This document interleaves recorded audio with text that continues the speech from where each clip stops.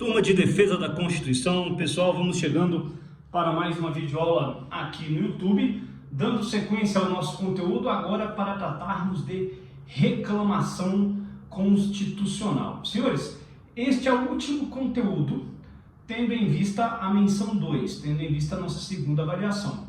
A representante de turma me interpelou sobre a possibilidade de substituir a prova por um trabalho. Mais adiante eu vou ver isso, vou conversar com vocês no Google Meet, ou passo orientações no mural, a gente ainda vai bater um martelo a respeito disso, mas eu acho que é possível, a gente pode organizar alguma coisa aí, tá?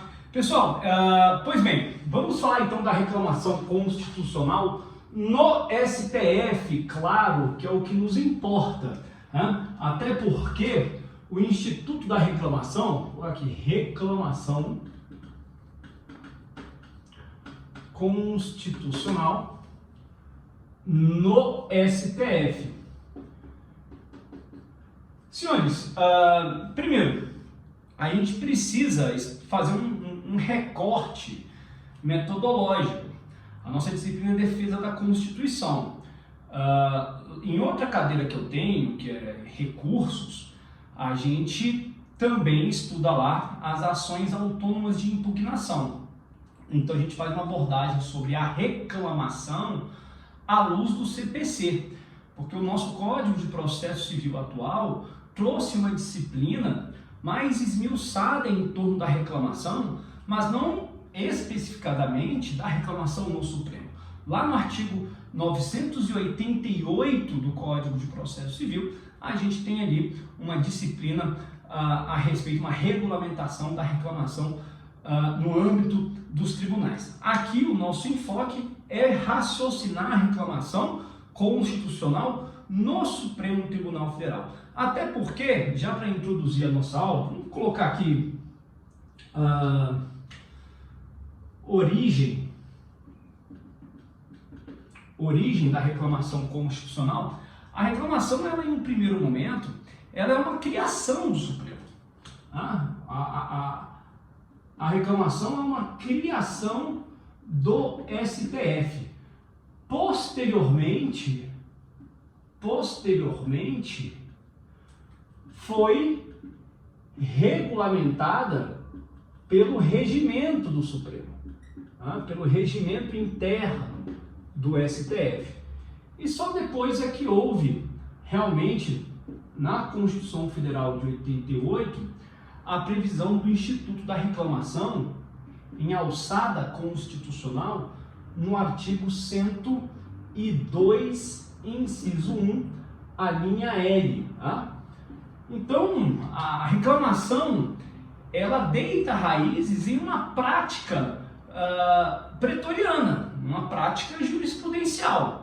Depois houve uma regulamentação no âmbito do regimento do Supremo, para só então a gente observar a reclamação alçada a status constitucional, a previsão hoje no artigo 102.1, a linha L, e também no artigo 103A, parágrafo 2º, parágrafo 2º da Constituição. Senhores, eu vou colocar uma observação no vídeo, aqui no YouTube, se é parágrafo 2º ou 3º, Pode me falhar se é parágrafo 2º ou 3º, mas só se for no máximo um erro material, porque aqui no artigo 103A fala do cabimento da reclamação constitucional. Aqui também, daqui a pouco a gente vai elaborar um tópico a respeito disso, eu vou disciplinar. Mas por hora vamos entender o seguinte: o Instituto da Reclamação, ele deita raízes em uma prática pretoriana no âmbito do Supremo Tribunal Federal. Posteriormente, observou-se uma regulamentação em sede regimental e só com a Constituição de 88 a reclamação foi alçada a status constitucional e nós temos a previsão da reclamação tanto no artigo 102.1L como no artigo 103A, parágrafo 2º ou 3º. Você pode, por gentileza, consulta aí, abre aí o seu vadimeco, confere comigo se é o parágrafo 2º ou 3º que há a previsão da reclamação constitucional também. Senhores, vamos entender a lógica do Instituto. Olha só. Primeiro, natureza. Vamos colocar aqui um segundo tópico. Natureza da reclamação constitucional. Inicialmente, o Supremo Tribunal Federal manifestava o entendimento de que a reclamação era uma manifestação do direito constitucional de petição. A reclamação, portanto, era um corolário, uma manifestação, um exercício decorrente do direito de petição. Não é mais este o entendimento. O Supremo Tribunal Federal fixa o entendimento atualmente de que a reclamação constitucional constitui uma ação constitucional autônoma. Uma ação constitucional autônoma. Senhores, não se trata de recurso. Não se trata de recurso. Porque por intermédio do recurso, a gente tem que vamos resgatar um conceito de recurso. Recurso é um remédio voluntário, apto a ensejar a reforma, a invalidação ou a integração de uma decisão. Pela reclamação, não se alcança a reforma de uma decisão. O Supremo até tem admitido a reclamação como um instrumento que propicia a integração de suas decisões, mas jamais a reforma de uma decisão judicial. O que se pretende pela reclamação é exatamente a cassação de uma decisão judicial ou a invalidação de um ato administrativo. Daqui a pouco a gente vai esmiuçar isso um pouco mais. O que eu quero aqui neste tópico concernente à natureza da reclamação é afastar de todas as maneiras qualquer inclinação ao raciocínio de que a reclamação possa ter a natureza de um recurso. De forma alguma. O Supremo Tribunal Federal antes manifestava entendimento no sentido de que a reclamação sucedia, era uma manifestação, um corolário, um exercício decorrente do direito de petição, mas hoje firma o entendimento de que a reclamação constitui uma ação constitucional autônoma. Se não me falha, eu vou procurar, eu tenho um artigo do Gilmar Mendes e tenho um artigo, acho que do Fred Didier. São publicações mais antigas, mas que tratam do Instituto da Reclamação, e não seria muito interessante se a gente enfrentasse a leitura. De repente eu compartilho com vocês o material. São publicações mais antigas, e uma delas fala a respeito da natureza da reclamação como direito de petição. Eu posso até compartilhar o material com vocês depois, lá no Classroom, mas por hora, hoje, a gente sabe que o Supremo Tribunal Federal superou o entendimento, portanto, de que a reclamação era um exercício do direito de petição e hoje é considerada, repito e insisto, uma ação constitucional autônoma. Vamos deixar aqui, então, anotado, ação constitucional autônoma. Senhores, muito bem, vamos avançando aqui com o nosso quadro. Vou apagar, cadê o apagador? Vamos aqui, vamos para o tópico 3, origem e natureza. Vamos falar do cabimento da reclamação constitucional. Cabimento da reclamação constitucional. Bem, senhores, olha só. Para falar do cabimento, é necessário a gente entender o seguinte. Nós temos uma primeira hipótese lá no artigo 102, inciso 1, a linha L, e temos uma segunda hipótese no artigo 103A, parágrafo 2º. Não sei se parágrafo 2º ou 3º, agora realmente me deu uma insegurança com relação a esse dispositivo aqui. Senhores, olha só, aqui no 102.1L, diz lá que a reclamação é cabível para assegurar a autoridade das decisões do Supremo Tribunal Federal e também para preservar as competências, a competência do Supremo. Muito bem. E aqui no artigo 103A, parágrafo 2º, reclamação constitucional é cabível para assegurar, garantir, por aqui, garantir que não sejam violadas as súmulas vinculantes por decisão judicial ou ato administrativo. Então, vamos lá. Por enquanto, a gente vai extrair do artigo 102, inciso 1, a linha L, que a reclamação constitucional terá cabimento para assegurar a autoridade das decisões do Supremo Tribunal Federal e para preservar sua competência. E no artigo 103A, parágrafo 2º, garantir que não sejam violadas as súmulas vinculantes por decisão judicial ou ato administrativo. Então, nós temos aqui 3 objetos, né? Primeiro, as decisões do Supremo. Segundo, as competências do Supremo, competência do Supremo Tribunal Federal. E terceiro, a súmula vinculante do Supremo. Tá? Nós temos 3 aqui objetos de proteção da reclamação constitucional. Vamos proteger a competência do STF, vamos proteger as decisões do Supremo e proteger as súmulas vinculantes editadas pelo Supremo Tribunal Federal. Senhores, é importante que aqui a gente refine a respeito do que se entende por decisões do Supremo Tribunal Federal. Por favor, faz uma nota de rodapé, ou então uma observação, coloca aí, ó, faz uma nota de rodapé, tá? Coloca aqui. O Supremo Tribunal Federal tem entendimento de que as decisões do Supremo paradigmáticas a ponto de viabilizar o ajuizamento de uma reclamação constitucional são as decisões estabelecidas em sede de controle concentrado de constitucionalidade. Senhores, olha só. Deixa eu apagar aqui, tá? Vou apagar aqui. O que a gente precisa entender?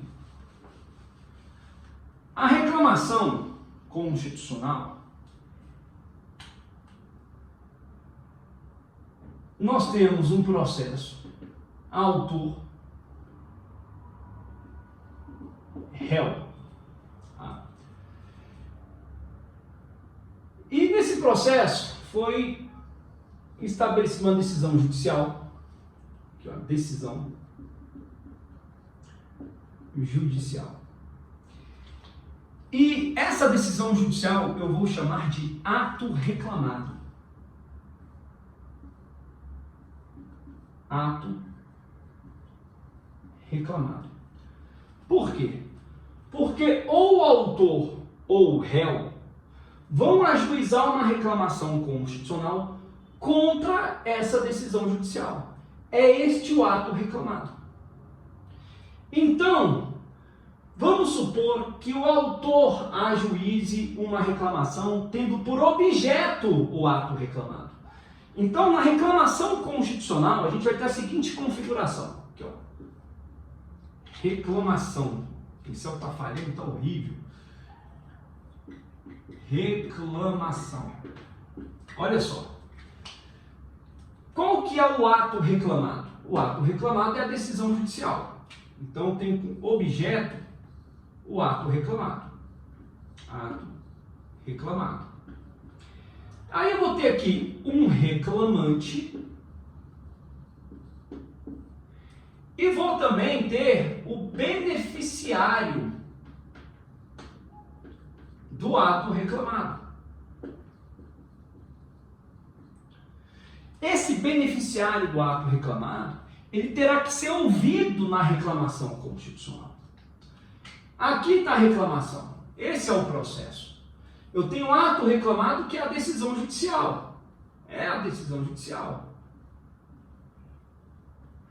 Por quê? Porque essa decisão judicial pode estar, porventura, ofendendo competência do Supremo. Talvez o órgão competente não seja aqui o tribunal. Tinha que ser o Supremo Tribunal Federal. Ou este ato judicial, esta decisão, pode estar violando decisão do Supremo. Mas qual decisão do Supremo? Decisão do Supremo Tribunal Federal, estabelecida em sede de controle concentrado. Ou essa decisão judicial pode estar violando súmula vinculante. Então, o ato reclamado é a decisão judicial. Aqui, o beneficiário do ato reclamado, o que é o beneficiário do ato reclamado? Quem ganhou aqui na decisão judicial. Quem foi que ganhou? Quem é que está ganhando? Então, o reclamante vai ser aquele que sucumbiu. Pode ser o autor ou o réu. Quem perdeu aqui? Quem perdeu é o reclamante. Então, tem o reclamante e tem o beneficiário do ato reclamado, porque essa decisão judicial foi favorável a alguém. Então, o beneficiário do ato reclamado, ele será ouvido para se garantir o contraditório. Ajuizada a reclamação perante o Supremo Tribunal Federal, uma ação constitucional autônoma, abre-se prazo para o beneficiário manifestar resposta ao ajuizamento da reclamação. Garante-se assim o contraditório. Senhores, olha só. O Supremo Tribunal Federal já manifestou na jurisprudência que a reclamação constitucional é cabível também fora daquelas hipóteses previstas aqui no artigo 102.1L e no artigo 103A, parágrafo 2º. Ou seja, o Supremo dilatou o entendimento a respeito das decisões judiciais. Porque até então se entendia que em decisões judiciais lia-se as decisões prolatadas em sede de controle concentrado de constitucionalidade. Mas já há na jurisprudência do Supremo, consegue-se extrair da jurisprudência do Supremo Tribunal Federal, que a decisão paradigma, qual que é a decisão paradigma? A decisão do Supremo. Porque esse ato reclamado, ele está sendo confrontado com alguma decisão do Supremo Tribunal Federal. Ou ele está sendo confrontado com uma súmula vinculante do STF. Porque o reclamante, o que ele está fazendo? Ele está reivindicando a jurisdição do Supremo, alarmando, alertando, advertindo o Supremo Tribunal Federal que alguma decisão por ele prolatada não está sendo respeitada. Supremo, há uma decisão judicial, este é o ato reclamado, que contraria uma súmula vinculante sua. Há uma decisão judicial que confronta uma decisão estabelecida pelo tribunal em sede de controle concentrado. Todavia, em 2020, o Supremo Tribunal Federal passou a admitir o ajuizamento da reclamação constitucional também para que a decisão paradigmática seja uma decisão estabelecida em sede de repercussão geral. Ou mesmo uma decisão estabelecida em sede de recursos repetitivos. Ou seja, por favor, tome nota, já é possível extrair da jurisprudência do Supremo Tribunal Federal reclamações constitucionais em que a decisão paradigma seja uma decisão oriunda de processos em repercussão geral ou em recursos repetitivos. Tudo bem? Beleza? Então, olha só. Eu tenho o reclamante, tenho o ato reclamado e o beneficiário do ato reclamado. E este ato reclamado, ele é confrontado pelo reclamante com uma decisão do STF ou uma súmula vinculante do STF. Valendo lembrar que, a rigor, as decisões que devem ser asseguradas são aquelas decisões oriundas do processo do controle concentrado. Todavia, desde 2020, já é possível se extrair da jurisprudência do Supremo Tribunal Federal casos em que a decisão paradigma seja uma decisão oriunda de processo de repercussão geral ou recursos repetitivos. Ok? Beleza? Senhores, vamos lá. Deixa eu apagar aqui. Deixa eu apagar.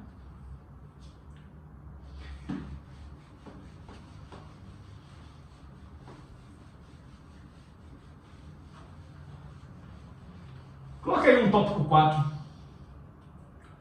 Coloque aí o tópico 4, por favor. Súmula vinculante e reclamação constitucional. Súmula vinculante e reclamação constitucional. Os pincéis estão horríveis. Mas vamos lá. Súmula vinculante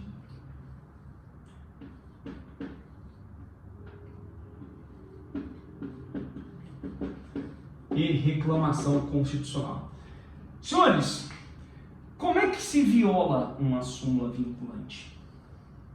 A súmula vinculante, ela pode ser violada de duas formas.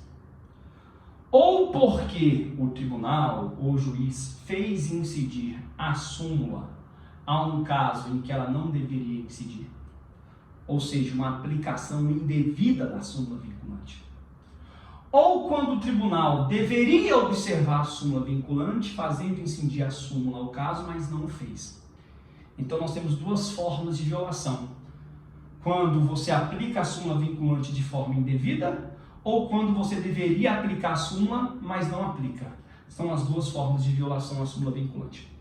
Tanto uma decisão judicial como um ato administrativo podem violar a súmula vinculante. Por quê? Porque a súmula vinculante, ela vincula todo o poder judiciário e toda a administração pública, em todas as esferas, federal, estadual, municipal. Então, porventura, um ato administrativo pode violar a súmula vinculante. Por quê? Porque a administração está vinculada à súmula vinculante. Muito bem. Caso se trate de uma decisão judicial e a reclamação seja julgada procedente, então nós teremos uma cassação da decisão judicial.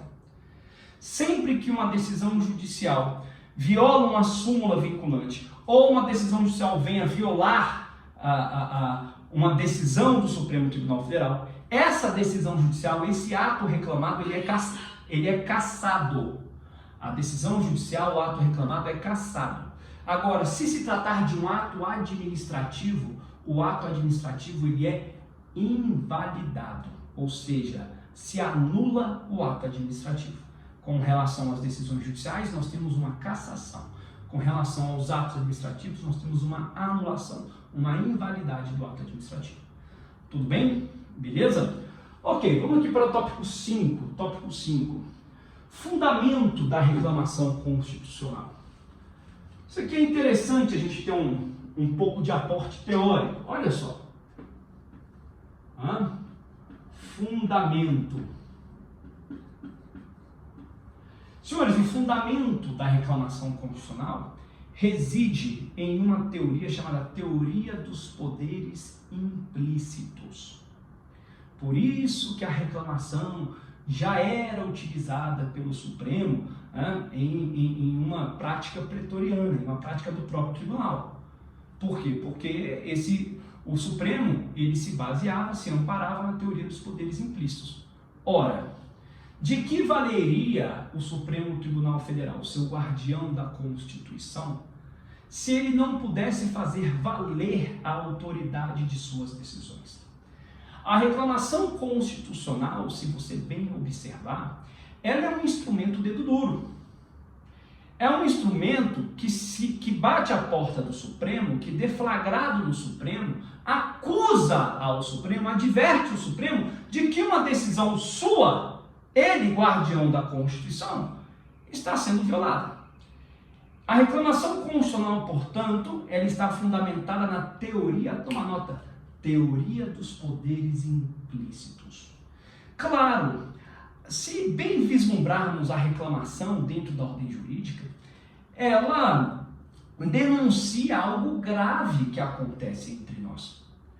Porque a previsão da reclamação constitucional, a utilização da reclamação constitucional, ela escancara que, porventura, as decisões do Supremo são violadas, que, por vezes, súmulas vinculantes não são observadas, sejam porque não são aplicadas quando deveriam, ou sejam porque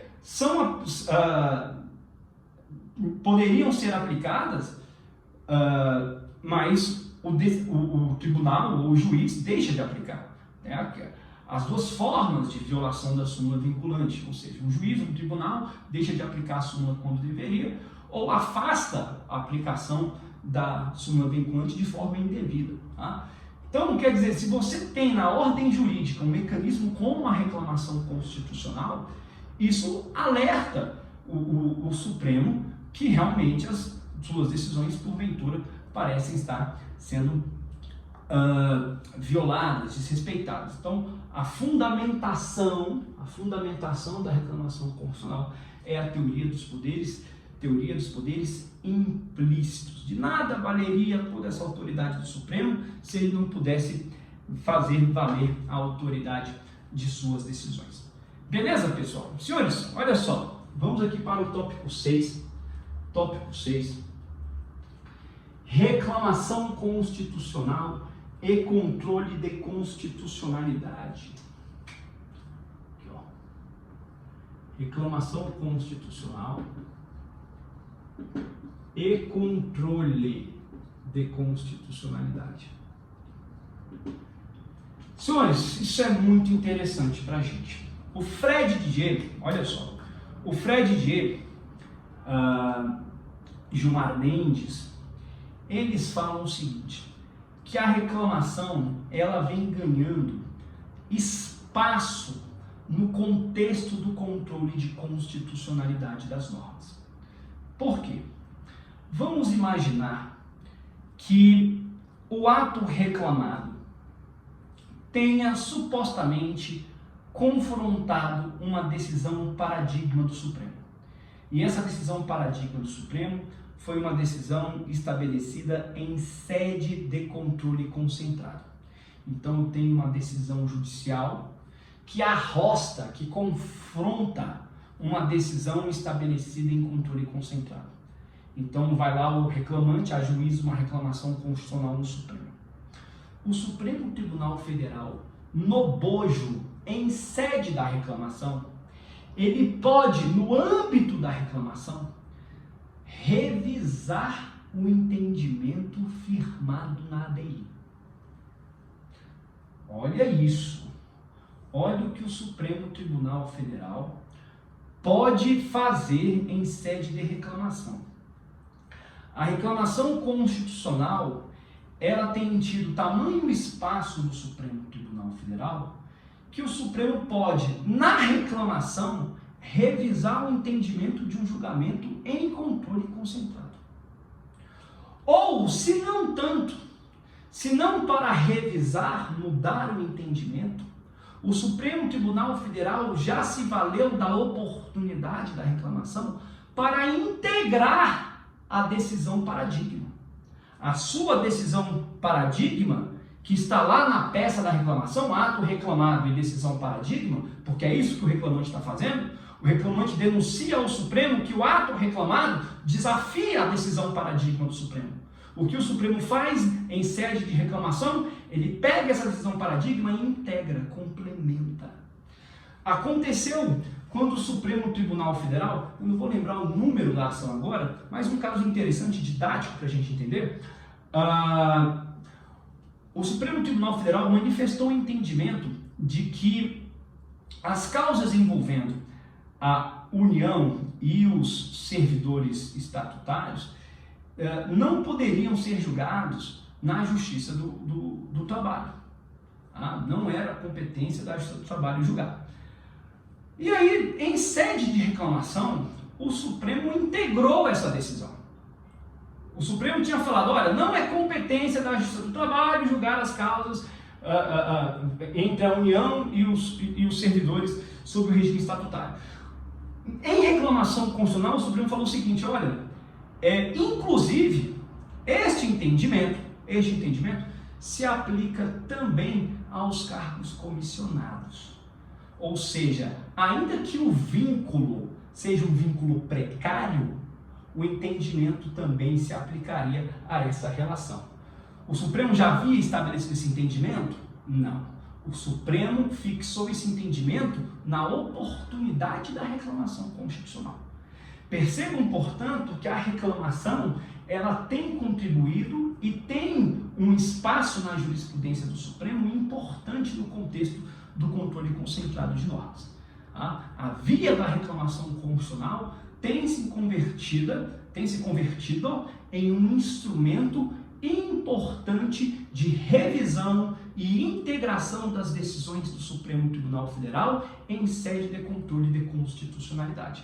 Ou seja, uma via anômala, porque a reclamação propriamente ela não é uma ação do controle concentrado, não é. Todavia, em sua sede, o Supremo Tribunal Federal tem promovido revisão de seus julgados ou minimamente uma integração dos seus julgados. Questão bacana aí da gente explorar numa prova aí ou no trabalho conforme seja. Tudo bem, pessoal? Maravilha? Ok? Maravilha, beleza. A gente então termina aqui, encerramos o conteúdo para a prova. A gente vai produzir outros vídeos, mas apenas a título de cumprimento de conteúdo. Tá? Isso aqui é o que eu vou explorar para a nossa prova. As técnicas especiais de decisão no controle concentrado, julgamentos cautelares, remédios constitucionais e reclamação constitucional.